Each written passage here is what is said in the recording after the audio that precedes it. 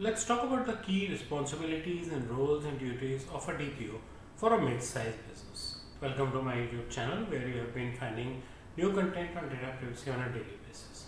What's a mid-sized business? A reasonable scale, much larger than what we have been speaking earlier about the small scale one. Maybe 500 to 700 employees, multiple offices, multiple operations in different states of the country, manufacturing units. They have a larger number of employee base as well, and product companies. And one another important factor in a mid-sized company would be a variety of employees that come in, doing different work for different kind of work for the organization. It could be large consultancy firms as well. I mean, a single business firms as well, but it could be multi-business kind of firms. For example, manufacturing units. You have manufacturing employees as well as HR who hires them, as well as finance, as well as sales, as well as purchase who is buying things. So you get into a complexity. So complexity increases because of these multiple departments. The volume of data would also increase and would increase regularly, especially when new product development happens. And if it's a reasonable organization that actually keeps developing new products, then there would be a research department as well, and they would all be processing a variety of data. The personal information would be shared across departments. For example, the salesperson sells a product, so the customer's information is with the salesperson. It was there with the marketing team who was creating that lead, that opportunity for the sales.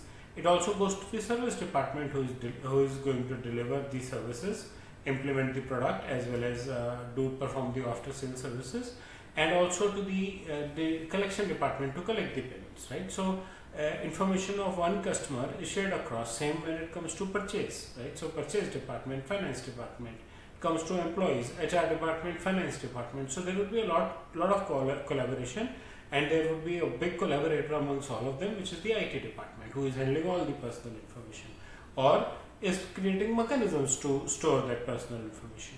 You have your web presence. Web presence is important, and privacy has a link to it, because people might leave their personal information on the forms over there, and also the fact that you might like to collect information and leave cookies on your website to capture information.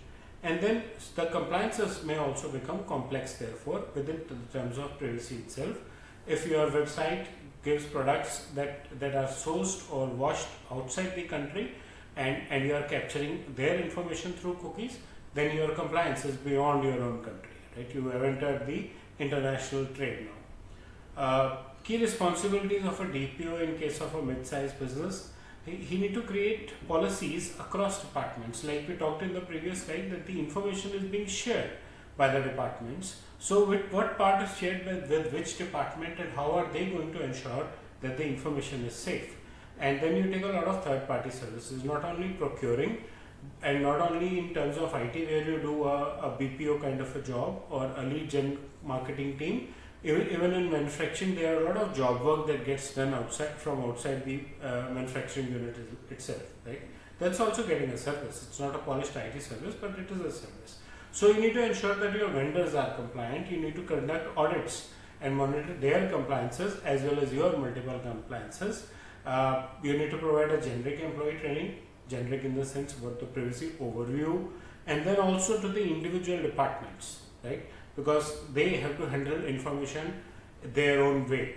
HR has a different way of handling an employee information, whereas finance person would have a different outlook towards the personal information, which would be sensitive as well, because it's the banking information of the employee, right? So accordingly, the trainings and awareness programs need to be developed, both as a privacy in general for the organization and department specific for the different departments. The DPO needs to have a strategic involvement. He has to define the privacy goals with the stakeholders, giving them guidance on the best practices as well as the real law. He has to define those practices, goals, align the privacy along with the business growth, and redefine all the business processes. Privacy by design, we have been talking about it, and I have a lot of content on privacy by design on my channel. So privacy by design and default, your DPO should redesign the individual processes such that the privacy of personal information is taken care of automatically. and he should regularly perform risk management and define the areas of improvement, especially in terms of privacy, because his job is more of privacy. Data protection officer is privacy officer. He is not an IT guy, right? He can be an IT guy, but it is not required to be an IT guy, and we talked about it in our previous videos on DPOs. Data breach management, very important. You are processing sensitive personal data. It may not be very sensitive, but you have banking information of all your associates, whether it's your customers, many a times you have that, but for sure for your vendors, your third-party jobs, and for your employees, you have even their banking information. To some extent from customers, because if you capture their credit card information for online payments, then you have that information with you. So you need to build a comprehensive incident management plan to ensure that the incidents are properly monitored and analyzed, breaches are classified, and if you think that there is a breach, then you need to investigate the breach and investigate and find out what is the impact, how can you minimize the impact, how can you control it so that it does not spread, and the most important part, report back to the data subjects and to the regulators that a breach has happened and this is the way it is going to impact you, or this is the kind of loss it can bring to your personal information. And then finally, mock drills. So apart from the otherwise overview role of a DPO that we talked about in our videos earlier, these are some of the important things that come up on a mid-sized business, and they have to interface with multiple departments, they have to interface with multiple units. Still good that we are talking of a mid-size which is within the country, but does have some other geographical links or can have another geographical links depending on if they are capturing information from outside India even through their website. That's what about the mid-size business DPO. I hope you like my content. Please press bell and like icon. Share my video with your friends if you think this would be useful for them. Subscribe to my YouTube channel and share your feedback in the comment section. Thank you.